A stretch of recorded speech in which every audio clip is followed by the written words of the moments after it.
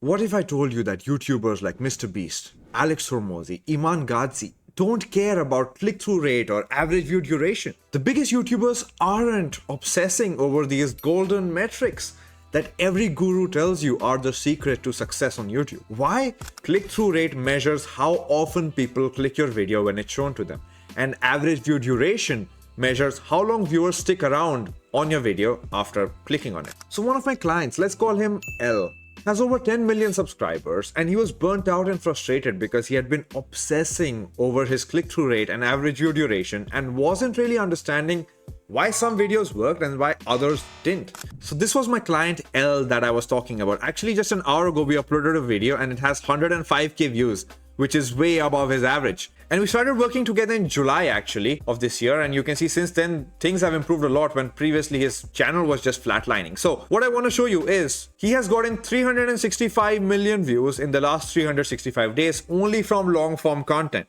So his highest viewed video in the last 365 days is 3.7 million views, and the average view duration is actually 3.5 minutes. Click-through rate 9.3%, which is higher than his average, but average view duration is actually half of his average. So that's not good, right? Which already proves that average view duration, click-through rate don't mean much. But let's look at more. 3.2 million views, 6 minutes average view duration, 4.9% click-through rate, 2.8 million views, 5 minutes, 8.3% CTR, 2.6 million views, 3 minutes, 13% CTR. So now you'll say, okay, this means that either click-through rate or average view duration has to be high for videos to work. Well, no. So let's look at highest click-through rate for all the videos and just let's look at that. So this is the first one. This has 14% CTR, 5.3 minutes average view duration, which is 22%. And this only has 1.1 million views, only in the context of how much he can otherwise get, which is 3 point something. But then this one has 2.6 million views. It has lower average view duration. It has lower click-through rate. So how is it possible that that's the case? That's just what I mean. There is no correlation. There is no correlation between click-through rate, average view duration. Or you can say, okay, it's maybe the average percentage viewed is what matters, right? Which is why it's 22% here, it's 17% here. So this is lower. So that doesn't make any sense.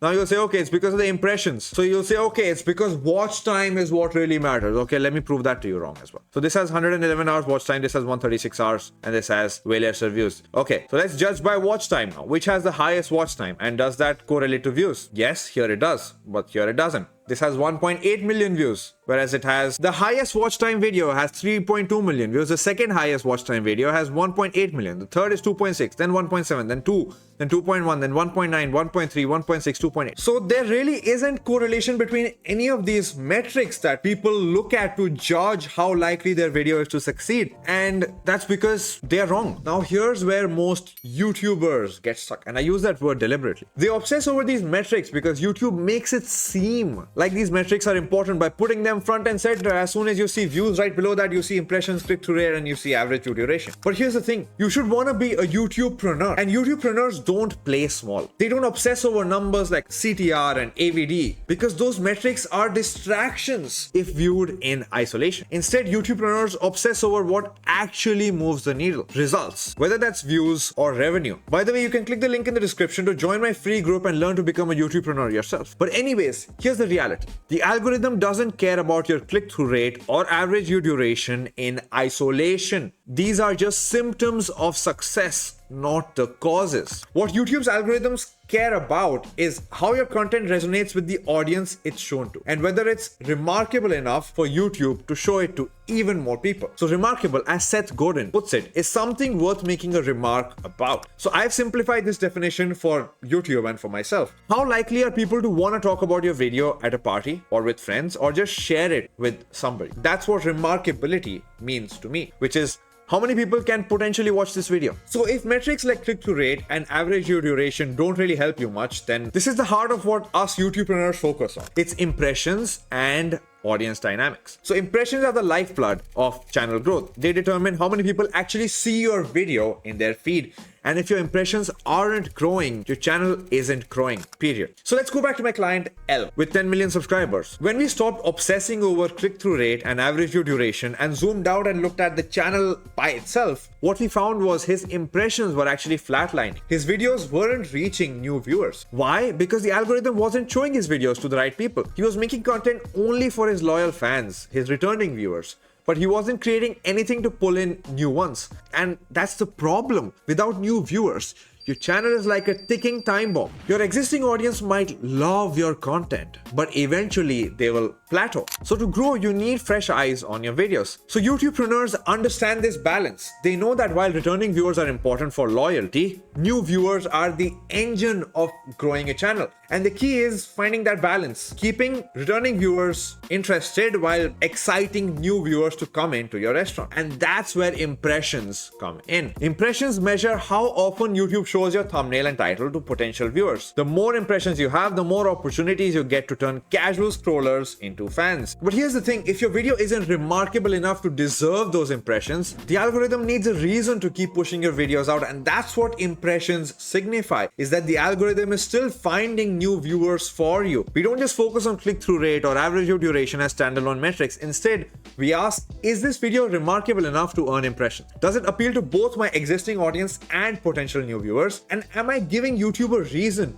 to show this video to more people? So when L, my client, shifted his focus to impressions and new viewers, his entire channel changed. He started creating videos that appealed not just to his loyal audience, but also to a broader group of people. He stopped worrying about whether his click-through rate was 7% or 9% or 12% and started asking, is this video worth sharing? And guess what? His impressions started climbing again. Just yesterday on a call, he told me that he has not gotten this many subscribers from one single video in years. Typically, he would get 300 to 700 subscribers per video. Now he got 4,000 to 5,000 subscribers from yesterday's upload, and that's because he's focusing on new viewers while still engaging his existing and returning viewers. And the thing is that this kind of video is still gonna keep getting views over time because the video is more remarkable than his videos otherwise were. And that's the balance that every YouTubepreneur strives for. He's gained 700,000 subscribers since I started working with him just 4 months ago. So when I understood these things just a few months ago,